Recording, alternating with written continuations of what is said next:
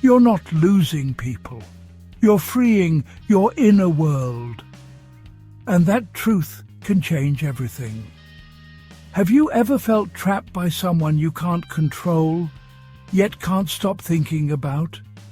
Have you tried to let go only to feel your mind cling even harder? You're not broken, and you're not weak. Stoicism reveals a powerful distinction most people never learn, between what is within your control and what never was. Not other people's choices, not past moments, not what tomorrow decides to take away. Only your thoughts, your actions, your judgments. And once you truly understand that difference, something shifts. The unseen bonds begin to loosen. Because letting go isn't abandonment, it's not coldness, it's not giving up on love. It's reclaiming authority over your inner life. And in the next section, we'll expose the invisible chains of attachment, the ones that quietly keep people stuck, long after they should be free. Attachments aren't love, they're silent shackles. Most people believe attachment is proof of love, that the tighter you hold, the deeper you care. But Stoicism offers a quieter, harder truth. Attachment is not love, it's fear, dressed up as devotion. Fear of loss, fear of change, fear of being alone. And the more fear enters a relationship or a situation, the more suffering follows. Epictetus warned that the moment you tie your inner peace to something external, you hand your freedom away. Not dramatically, not all at once, quietly, one expectation at a time. Think about it. When you're deeply attached, you don't just enjoy someone's presence. You need it. You don't just hope things go well. You depend on it. And dependence turns love into anxiety. You replay conversations. You anticipate disappointment. You try to control outcomes that were never yours to command. Not because you're weak, but because you care. Yet here's the paradox. The tighter you cling, the more fragile everything becomes. Marcus Aurelius reminded himself daily that everything he loved was on loan, not to be dismissed, but to be appreciated without possession. When you forget this, attachment tightens and suffering grows. This doesn't mean you stop caring. It means you stop gripping. Real closeness doesn't come from ownership. It comes from presence. You can cherish someone fully while accepting they're free to change. You can give your best without demanding permanence. That shift from clinging to choosing is where the chains begin to loosen. Because once you see attachment for what it is, you realize something powerful. You were never meant to hold life with a fist, only with an open hand. But what if you could care deeply, without being bound by fear? You control your reactions, not others. Most emotional pain comes from a single mistake. We try to control what was never ours. Other people's choices, their feelings, their loyalty, their timing. Stoicism draws a sharp line here. On one side, what belongs to you. On the other, everything else. Epictetus made this distinction the foundation of inner freedom. Your thoughts, your judgments, your actions, these are yours. Other people's behavior is not. The moment you confuse the two, attachment takes over, and attachment whispers a dangerous lie. If I care enough, I can make this work. So you explain more, you tolerate more, you compromise parts of yourself quietly, not because it's right, but because you hope control will prevent loss. Yet control never creates security. It creates tension. When your peace depends on someone else acting a certain way, you become reactive. Every delay feels personal. Every change feels threatening. You're no longer responding, you're guarding. Marcus Aurelius wrote that external events are neutral. It's our interpretation that gives them power. The same is true for people. Their actions don't disturb you. Your expectation does. Here's the Stoic clarity. Control your response, and you reclaim yourself. You don't need to predict others. You don't need to manage outcomes. You need to manage your inner stance. This isn't emotional detachment, it's emotional sovereignty. When you release the need to control others, something surprising happens. You become calmer, clearer, stronger, and paradoxically more detached. Passahan? Septuagint. Because people sense when you no longer need them to behave a certain way for you to be okay. And that realization opens the door to the next truth. Why rejection, loss and disappointment might be doing you an unexpected favor. Resistance is suffering. Acceptance is clarity. Most pain doesn't come from what happens. It comes from arguing with what already has happened. The message that wasn't sent. The relationship that changed. The outcome that didn't arrive the way you hoped. Your mind keeps saying, "This shouldn't be happening." And with every repetition, the wound stays open. Stoicism doesn't ask you to like reality. It asks you to stop fighting it. Marcus Aurelius wrote that a fire doesn't complain about the wind. It uses it. In the same way, acceptance is not surrender.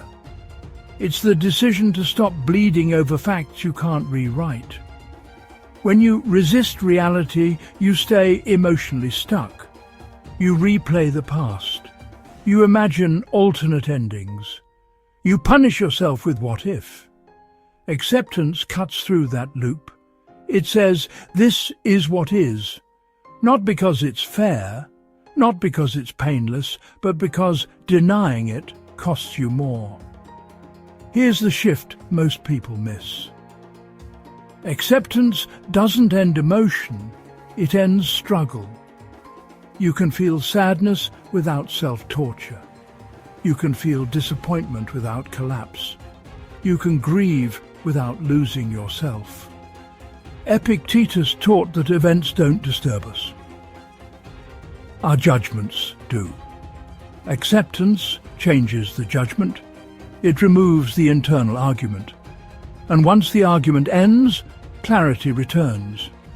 You see what remains, what's still within your control, what deserves your energy now. Without acceptance, healing never starts. With it, strength quietly builds. But acceptance alone isn't the final step. Because even when you accept reality, your mind still fears what might happen next. And that fear requires a deeper Stoic practice, one that prepares you instead of paralyzing you. Negative visualization. Prepare your mind. Imagine losing it before it goes. At first, this sounds, well, rather dark. Why would you picture loss on purpose? Because the Stoics understood something most people avoid. Unexamined fear controls you. Negative visualization isn't pessimism, it's preparation. Seneca practiced this daily. He would imagine losing his comfort, his status, even the people he loved. Not to suffer in advance, but to weaken fear's grip before reality tested him. When you avoid imagining loss, your mind treats it as a catastrophe. When you face it calmly, it becomes survivable. Picture this. You imagine a relationship ending, a role changing, a situation slipping away. At first, discomfort arises. Then something unexpected happens. You realize you're still here, still breathing, still capable. Fear begins to shrink. This practice doesn't make you cold, it makes you steady. You stop clinging out of panic. You stop bargaining with the future. You start appreciating what exists now, without demanding it stay forever. Marcus Aurelius reminded himself that everything he enjoyed was temporary by nature. Not fragile, just passing. And when you accept that, gratitude replaces entitlement. Negative visualization does something powerful. It separates love from dependence. You can care deeply while knowing you will endure change. That knowledge builds emotional resilience. It hardens nothing. It softens fear. And when fear loosens its hold, attachment weakens. You stop holding on because you're afraid. You start holding with presence. And that's where emotional freedom begins. Because once you know you can survive loss, you no longer live as if loss owns you. And that realization leads directly to a deeper truth, the illusion we have about owning people, moments, and outcomes. The illusion of ownership in love. You don't own anyone, you share presence. Most emotional suffering in love begins with a quiet assumption that because you invest time, care, and loyalty, something is owed in return. Consistency, permanence, certainty. But Stoicism dismantles this idea completely. People are not possessions. Affection is not a contract. And love was never meant to guarantee outcomes. Epictetus advised treating what you love as something you've been granted, not something you own.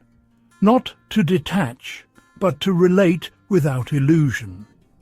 Ownership creates fear. Fear of change, fear of distance, fear of loss. And fear turns love into control. When you believe someone belongs to you, every shift feels like betrayal. Every boundary feels like rejection. You're no longer present. You're monitoring. The Stoic reframing is simple but radical. You walk alongside people. You don't bind them. Presence replaces possession. You appreciate someone's choice to stay instead of demanding it. You value shared moments without insisting they last forever. Marcus Aurelius wrote that everything in life flows. People, feelings, seasons. Trying to freeze what moves only creates tension. This doesn't weaken love, it purifies it. Because when ownership disappears, respect grows. You stop taking others for granted. You stop bargaining with fear. Love becomes voluntary, renewed each day. And paradoxically, when people feel free, they often draw closer. But even if they don't, you remain whole. That's the deeper liberation Stoicism offers. You're no longer measuring love by how tightly you're held, but by how fully you can show up, without chains. And once ownership dissolves, something else becomes possible. A level of inner independence most people never reach. The burden of what you carry alone. Holding on weighs more than letting go. Most people think pain comes from loss, but often it comes from what you keep carrying long after the moment has passed. Unspoken resentment, old disappointments, conversations that never had closure. You replay them silently, you carry them privately, and over time they become part of your identity. Stoicism calls this unnecessary weight. Marcus Aurelius warned against dragging yesterday into today. Not because the past didn't matter, but because it no longer needs your energy. Every unresolved attachment becomes emotional baggage. And baggage doesn't just slow you down. It shapes how you see everything. You become guarded, less present, more reactive. Not because life is heavier, but because you are carrying more. Letting go isn't forgetting. It's releasing the demand that the past should have gone differently. Epictetus taught that we suffer when we cling to impressions we no longer need. You're not trapped by events. You're trapped by what you keep rehearsing. Notice this truth. The present moment is rarely unbearable. It's the emotional residue that hurts. When you stop carrying what can't be changed, space opens. Clarity returns. Energy comes back. You don't need closure from others. You don't need apologies to move forward. Freedom begins when you decide to put the weight down. And once you do, something shifts inside. You start responding instead of reacting. You stop bleeding into new situations. You meet life as it is, not as it once hurt you. That inner release is where real freedom starts. Because when you no longer carry the past alone, you finally have room for what's next. Practicing inner sovereignty amid loss. Your inner peace isn't a hostage of others. Loss has a way of making you feel powerless, as if something outside you has taken control. A person leaves, a chapter ends, a future dissolves, and suddenly your emotions feel governed by events you never proved on. Stoicism offers a different stance. Nothing external has the authority to rule your inner state. Inner sovereignty means your peace belongs to you, even when circumstances shift. Epictetus was uncompromising on this point. If your emotional stability depends on others behaving a certain way, then your freedom is already surrendered. Loss tests this truth. You can't stop change. You can't rewrite outcomes, but you can choose how deeply they command you. Practicing inner sovereignty doesn't mean suppressing grief. It means refusing to let grief decide who you become. You acknowledge the pain without letting it define you. You feel the loss without collapsing your identity around it. Marcus Aurelius reminded himself that life removes what it once gave, not to punish, but to remind you of where your strength truly lives. When you anchor yourself internally, loss still hurts, but it no longer owns you. You stop asking, "Why did this happen to me?" and start asking, "How will I respond?" That shift restores dignity. You begin to act from values instead of wounds, from clarity instead of desperation. Inner sovereignty is quiet. No one applauds it. But you know it changes everything. Because once your peace is no longer negotiable, change loses its power to break you. And that prepares you for the next truth. Why accepting impermanence isn't pessimism, but the final act of emotional strength. From pain to peace, reframe the ending. A chapter ends, your story evolves. Most people, see endings as failure, as proof that something went wrong. A relationship ends and the mind asks, what did I lose? But Stoicism asks a different question. What did this shape me into? Nothing meaningful leaves you unchanged. Pain is not just an absence, it's information. It shows you where you attached, where you grew, where you outgrew. Marcus Aurelius wrote that obstacles become the way forward. The same is true of endings. They don't erase what happened, they complete it. When you resist the ending, pain lingers. When you reframe it, peace begins. Reframing doesn't deny hurt, it gives hurt a direction. You stop measuring loss by what's missing and start seeing what was gained. Strength, discernment, self-respect, clarity. Even love that ends leaves behind capacity. Even disappointment sharpens wisdom. Epictetus taught that nothing truly valuable can be taken from you unless you abandon it yourself. Experiences don't vanish, they integrate. This shift is subtle but powerful. Instead of asking, why couldn't this last? You ask, what did this prepare me for? The story changes. The ending stops being a wound and becomes a turning point. You no longer see yourself as someone left behind, but as someone moving forward. And with that reframing, peace replaces resentment.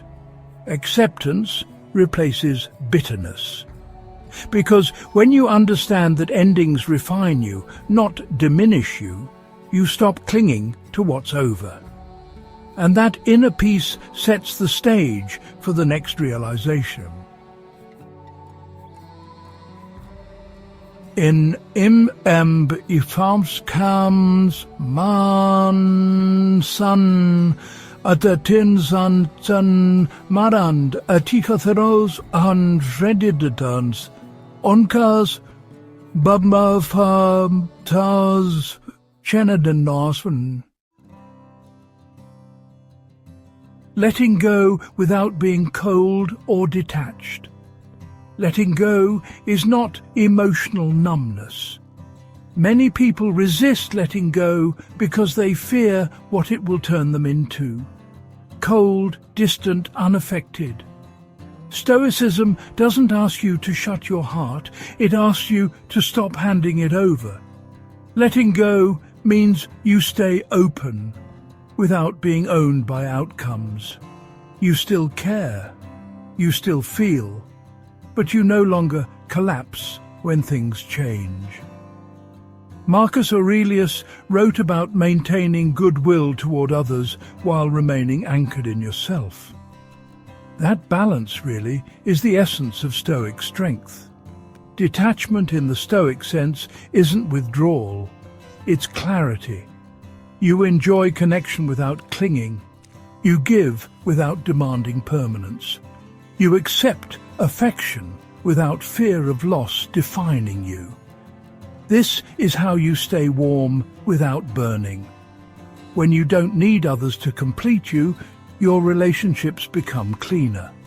There's less tension, less expectation, less emotional bargaining. You stop asking, will this last? And start asking, am I present right now? Epictetus taught that freedom comes from wanting nothing that depends on others. That doesn't erase love, it purifies it. Because love chosen freely is lighter than love driven by fear. You remain compassionate but not fragile, engaged but not desperate, connected but not captive. Letting go without becoming cold is an inner discipline, a daily practice of returning to yourself.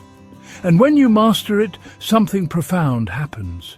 You realize you don't need distance to be free. You need alignment. And that realization leads to the deepest Stoic release, the moment you stop resisting life altogether. Love, freedom, and inner strength. Real love is freedom, not possession. At the deepest level, Stoicism reframes love itself. Love is not holding tighter, it's standing stronger within yourself. When you no longer need to own outcomes, love becomes spacious. You show up fully, without fear guiding your actions. Marcus Aurelius believed that inner strength was the foundation of every healthy bond. Not strength over others, but strength over oneself. When you're anchored internally, connection stops being a risk. It becomes a choice. You give care freely, not to secure a future, but to honor the present. You listen without keeping score. You offer loyalty without demanding certainty in return. This is where freedom and love meet. Epictetus taught that peace comes from aligning your will with reality. Applied to love, this means embracing others as they are, not as guarantees. You don't need to control. You don't need to cling. You don't need to harden your heart to survive. Inner strength allows softness. You can love deeply and still walk away with dignity when necessary. You can commit without losing yourself. You can grieve without resentment. That is Stoic love. And here is the practice you can use today. Notice where you're gripping, where fear is disguising itself as care, where peace is being traded for attachment. Then gently release the grip. Not all at once, not perfectly. Just enough to remind yourself of this truth. Nothing you love is owned. Everything you love is chosen. And in that choice, renewed each day, you find freedom, clarity, and unbreakable inner strength. Letting go isn't about losing love. It's about reclaiming yourself. When you release attachment, you don't become distant. You become grounded, present, free. Stoicism teaches that peace comes from within, not from holding the world still. When you stop clinging to people and situations, you begin to meet life with clarity instead of fear. Love without possession, care without control, strength without hardness. That is the quiet power of letting go. And once you practice it, even a little, you'll find that nothing external can take away what truly belongs to you.